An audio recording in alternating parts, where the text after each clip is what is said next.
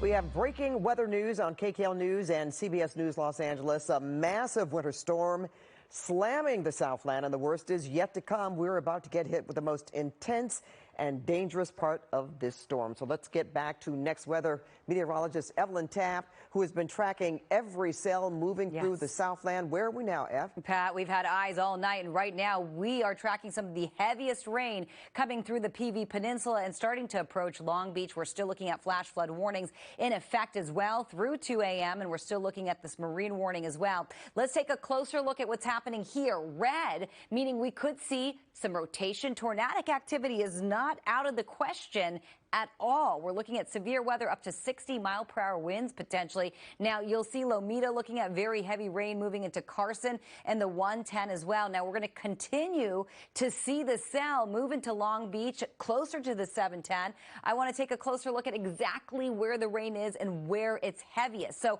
moving into Carson, we're seeing very heavy rain along Vermont, close to the 110 there, running parallel to the 110. Crenshaw, Lomita Boulevard into Lomita as well. We're looking at very heavy rain approaching Wilmington and Carson. So the gateway cities really just about to get hit. And we call it the gateway cities because it's sort of the area between LA County and Orange County. And Orange County is next on the list. But right now you'll see heavy rain in Torrance as well and Van Ness Avenue. And I do want to pull back a little bit and show you what's happening right here. Santa Clarita, we're still looking at very heavy rain into Glendale along the 210 corridor. We've been tracking it up in Piru, just under 1,000 feet. So we're not seeing snow, but we are looking at very heavy rain there in Ventura County. So let's zoom in and see what else is happening across Southern California, because this main line of storms is really wreaking havoc across the metro area right now. So you will notice that along the 5 there, as you make your way closer to Glendale Boulevard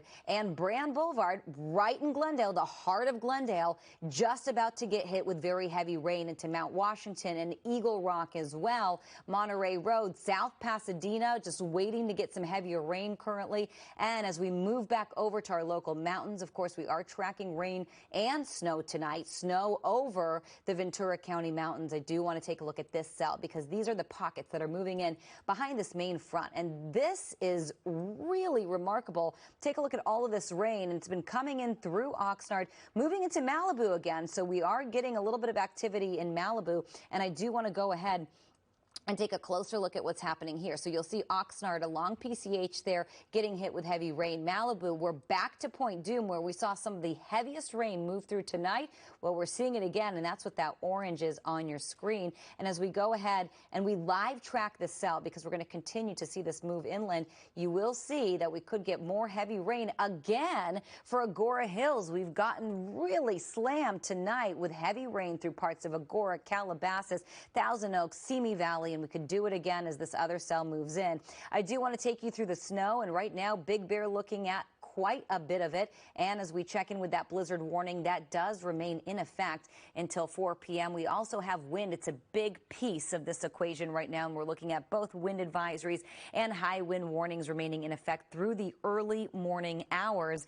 And finally, I do want to show you a little bit of a break by Sunday, but really for the most part, we are expecting to see a very different forecast for us as we move into the next few days. But for now, I do want to take it right back to radar and show you exactly what we're contending with. And of course, we're going to bring you reports from all across Southern California. And again, that cell moving into Long Beach, or Nicole Comstock is there and right offshore. Take a look at this. This is that marine warning, and you will see that marine warning in effect till 12:15. We could get water spouts offshore, and what could happen is the water spout could move onshore and actually become a land spout or maybe even a weak tornado. So we are watching this area closely. Long Beach into Seal Beach, very favorable for that rotation. We get a lot of that when we see this kind of convection move overhead. And of course, we are really tracking the heart of it right now and the worst of it as it moves through the basin and our gateway cities. Pat? You know, Evelyn, I was going to ask you about the possible tornadic activity, because I know you had mentioned that earlier in the evening. And you also mentioned the corridor around Long Beach as a possibility for something like that. And as you just said, our Nicole Comstock has arrived in Long Beach. So we want to go to her right now. Let's do it. And find out how the weather conditions are where she is. I can hear the wind, Nicole. There you are. She's holding on to her hat again. Yeah. Tell us what's going on, Evelyn, Nicole. If you've ever wondered what it's If you've ever wondered what it's like to taste the ocean without actually setting foot on the sand, you can get that experience out here tonight, because these intense winds are blowing not only sheets of rain toward us, but it's just straight up blowing ocean right in our faces out here. I'm going to take out my IFB for a second because I have a little echo, but I'll put it back in if you guys have any questions in a minute. Take a look at how intense these winds are. I just looked at the app on my phone and it says it's like 35-mile-per-hour winds, but it surely feels a lot stronger than that. Kind of just blowing palm tree parts all around the parking lot here at the Long Beach Peninsula. Not a soul in sight out here tonight. Obviously, people are hunkering down in this storm. The drive over here, we could definitely feel the wind pushing us around. Didn't see any power outages, any traffic lights blinking red or anything like that. We did see a couple of people running around trying to get out of this weather as soon as they could. But, you know, as we're hearing, it sounds like the storm is blowing in from the ocean here in Long Beach right now, and we are feeling one of the strongest hits of it right where we're standing. So if you guys want to know what's headed your way, you're looking at it right now. I ask you, you said there are very few people out, or really no one. It looks very desolate out there.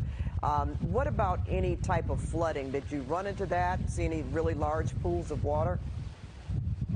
You know, no, not even on, we were in Rancho Santa Margarita before this, so we had quite the little jaunt on the freeway to get over, and no flooding on the freeway, no crashes, no street flooding here in Long Beach that we've seen.